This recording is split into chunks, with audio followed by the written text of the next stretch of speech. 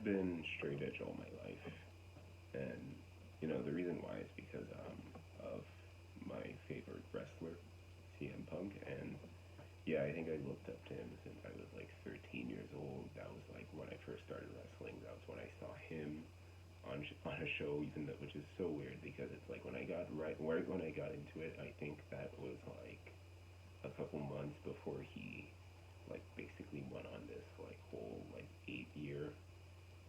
I could be butchering the longevity of the time he quit. He like retired, but yeah, the whole 8 year hiatus he went through, and yeah, I felt influenced into wanting to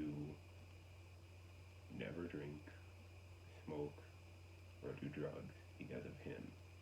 And it kind of makes me wonder, like, if I was never a fan of his, like, would I have like still dove into the whole thing, or would I have just like subconsciously chosen to like be like, okay, yeah, I'm still gonna be straight edge, even if I never became a fan of CM Punk. And I think it also comes down to the fact that okay, at this point it's like I've named myself after him, so yeah, I guess like what I do is that yeah, okay, I do have to probably follow some of this stuff to some extent. Obviously, not agree with everything because there's stuff I don't agree with.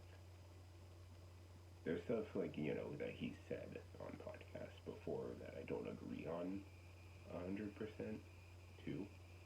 But disagreements does not make somebody a bad person.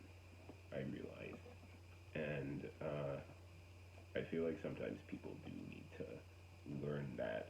Yeah, it's like just because you don't agree with something somebody does or don't do something somebody does doesn't mean you should see yourself as the better person or the superior one or the smarter person because you do this thing that they don't do or don't do this thing that they do that's good or bad. It doesn't really matter. It's like yeah, I could say I like don't drink, that I don't drink. Well, okay, yeah, I've drank twice and I've gotten drunk 2 times, and I think I did smoke weed once during work too. Yeah, so like some workers like pressured me to like smoke weed once during work, and I think I did actually get like pretty high for the whole day. And what else happened? I uh, I think I vaped once at an anime convention, but it's like yeah, I'm not perfect about it because it's like yeah, I've never because it's like yeah, I can't say that I've never drank, but it's like to a point where it's like I guess I could still like be proud and like kind of like lift myself up by saying like yeah, I've never gotten addicted to it because it's like yeah, I've gotten drunk 2 times, both like at home and private. I think I was like with my aunt and grandmother at the time. That was super embarrassing. And in public, that was when I was going to a ballroom dance class, and they just had wine sitting there for free that was complimentary, and I went crazy.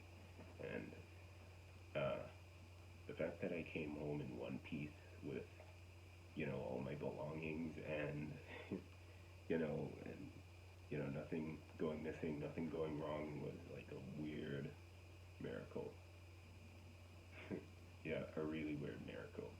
So yeah, and in both those scenarios, I didn't like it. I didn't like the way I acted, really, because I think it just like kind of diminishes your true like mental capacity and personality and just way of thinking and acting too. It just like passes. It just like makes your judgment really really bad.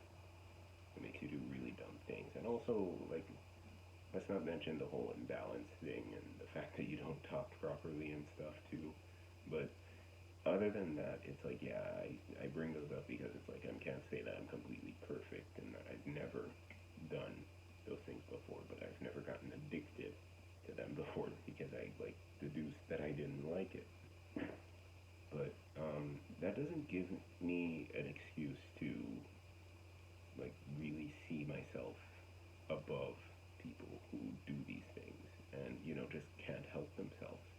You know, it's like, and to be fair, it's like okay, if I do have friends who vape or smoke and drink, I'm not gonna just be like, oh, no judgment. It's like, yeah, to some extent, I am gonna kind of like, out of care for them, kind of like still try to steer them away from doing these things too, especially if it's like a hardcore addiction. I was like, hey, be like, hey, do you really have to do this?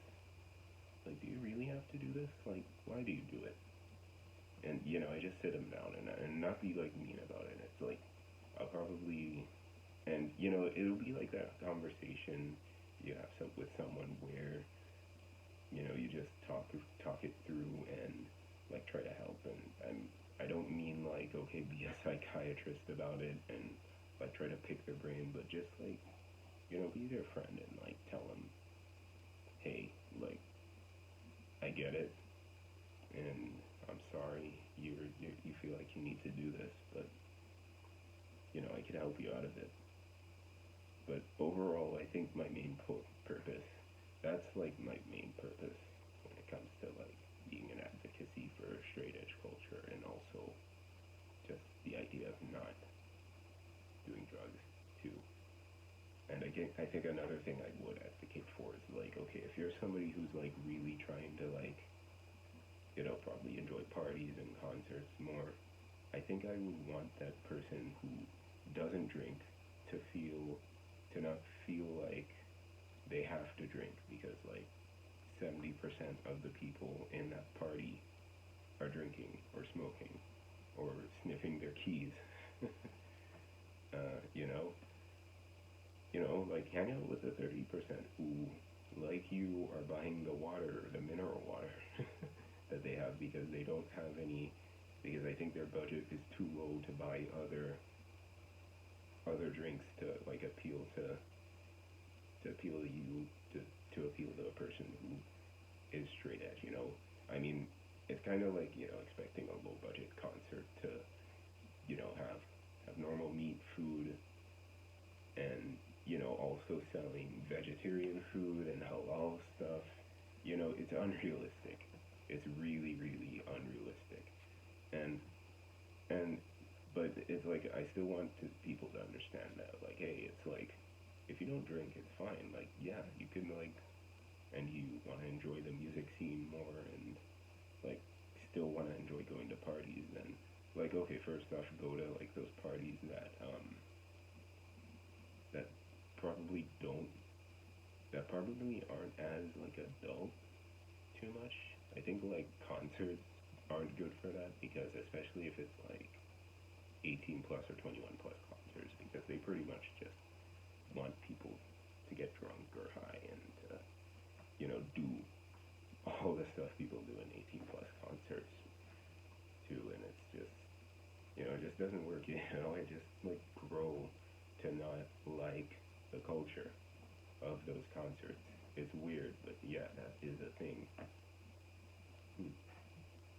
Even though it's like as an artist, as a musician, it's like I want to network. I want to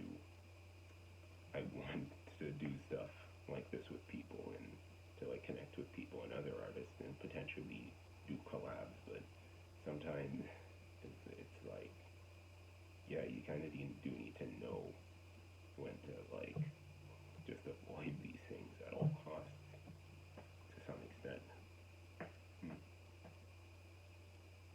But it's like just the thing is, it's like it's not a condescending thing or like a way for me to feed my ego. Like oh, I don't drink and like oh, the 80% of like the population do. Like no, I don't.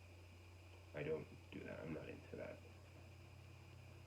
Yeah, I'm not into that at all because it's like okay, yeah, this person drinks, but I still don't have a driver's license and I still don't have my GED. But that person who drinks and smokes weed has their GED and a driver's license, you know? So it's kind of just that weird thing. Like, you gotta think about why, like, I don't think necessarily passing judgment on people for smoking is good, but why, helping somebody, but helping someone it could really go a long way, especially if it's like, but I don't mean that, I don't mean go up to like a random person and like, like snatch their cigarette from them. Like, no, don't do that. That's dumb. But like, if it's like a friend who you've known for months or like a year or more, especially, it's like, yeah, you go up to them and like, yeah, you talk to them and like say, hey, why do you vape, or why do you smoke, or why do you drink so much, and like, like as and try to help them in that way, because obviously there's still like long term effects that come with smoking, you know but that's about it.